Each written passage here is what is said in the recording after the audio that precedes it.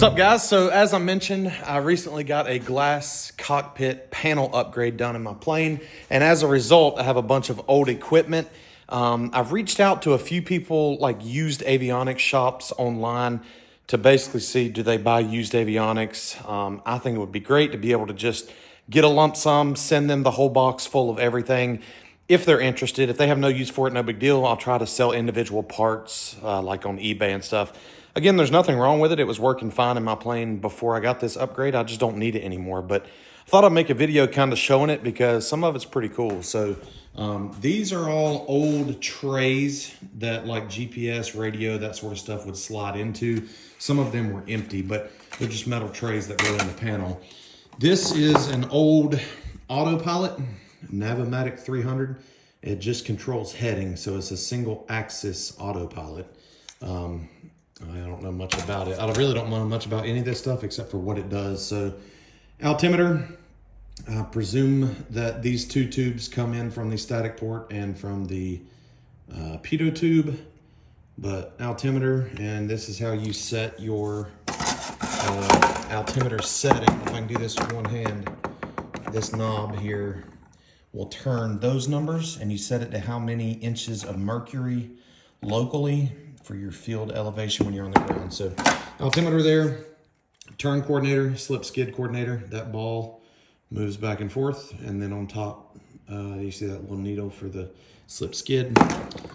Attitude indicator, directional, or attitude indicator. It has a gyro in there, so if this were perfectly level, that horizon should start to come down. But that goes to the vacuum pump, create suction for that. This is manifold pressure gauge, pretty self-explanatory how much manifold pressure there is in the engine. This is an RPM and tachometer. And this is a VOR needle, HSI. Didn't really use this a whole lot. OBS. So like if you're flying an approach, you set your inbound course, and then the up and down needle gives you lateral guidance, and the side to side needle gives you vertical guidance as you make your way down the approach to the runway. Airspeed indicator. It has, as you can see, miles per hour on the outside, and the inner ring there in the middle has the knots. So if you're going, 60 miles per hour, it would also line up with maybe 50 on the inside for knots. So that's the airspeed indicator. This is the vertical speed indicator. Those are in hundreds of feet per minute. So if the needle's at 5 over there on the left, it means you're going up 500 feet per minute. If it's down here and 5 on the bottom, then you're going down 500 feet per minute. Another horizontal situational indicator, another needle there. This is an old transponder. This is a Narco, looks like AT50 Alpha. And you would set this, if they give you a squawk code, you turn each individual number. This is an older model again. So you would turn and set your squawk code in there. So that's an old transponder. I actually have 2 of these. These are old, I believe, Bendix King radios. Navcom radios. So your comm is on top and nav is on the bottom. And again, I had 2 of those.